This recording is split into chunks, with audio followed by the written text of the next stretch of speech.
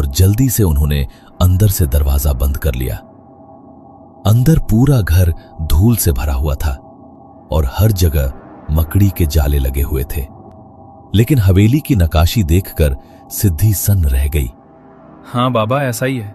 पिछले 30 साल से यहां पर कोई नहीं आया। ये हमारा पुश्तैनी बंगला है। चलो चलते हैं। कितनी अजीब बात है ना मानव, इतनी सुंदर हवेली को तुम्हारे परिवार ने यूं ही छोड़ रखा है। इतनी सुंदर नक्काशी वाला घर तो आजकल देखने को भी नहीं मिलता। समझ नहीं आता तुम्हारे परिवार ने इस हवेली को इतने सालों से ताला लगाकर बंद क्यों रखा है। पता नहीं, और मैं ये जानना भी नहीं चाहता। तुम एक काम करो, तुम अंदर रुको, मैं खिड़की खोलकर बाहर जाता हूँ और दोबारा से इस ताले को बाहर दरवाजे पर बंद करके आता हूँ, ताकि किसी को शक ना हो कि कोई अंदर है। ठीक है। मानव खिड़की खोलकर बाहर की तरफ गया। तभी सिद्धि के कानों में एक आवाज पड़ी, जैसे तो कोई औरत सिसकियां भरते हुए रो रही हो। उस आवाज से सिद्धि अचानक से घबरा गई। उसने अपने फोन की टॉर्च जलाई और इधर उधर देखा, मगर वहां पर कोई नहीं था। वो घबराकर खिड़की की तरफ चली गई। उसने बाहर झांक कर देखा तो एक आदमी वहां से गुजर रहा था, इसलिए शायद मानव कहीं छुप गया था। उस आदमी को सिद्धि नजर ना आए, इसलिए वो भी नीचे बैठ गई।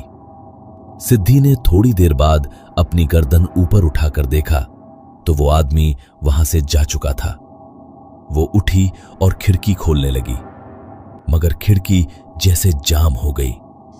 तभी उसे ऐसा लगा मानो किसी ने पीछे से उसके कान पर ठंडी फूंक मारी, मगर घर में तो सिद्धि के अलावा और कोई नहीं था।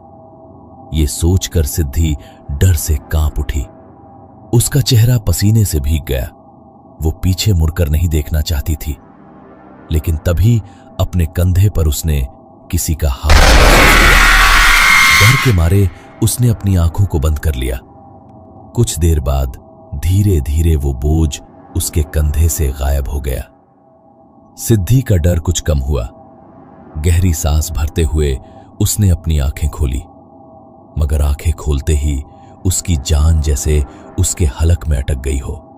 सादा काला घाघरा चोली पहनी एक औरत ठीक उसके सामने खड़ी थी और उसका चेहरा काले घूंघट के पीछे छुपा हुआ था, मगर उसके भीतर से रिसता हुआ खून नीचे जमीन पर टपक कर गिर रहा था।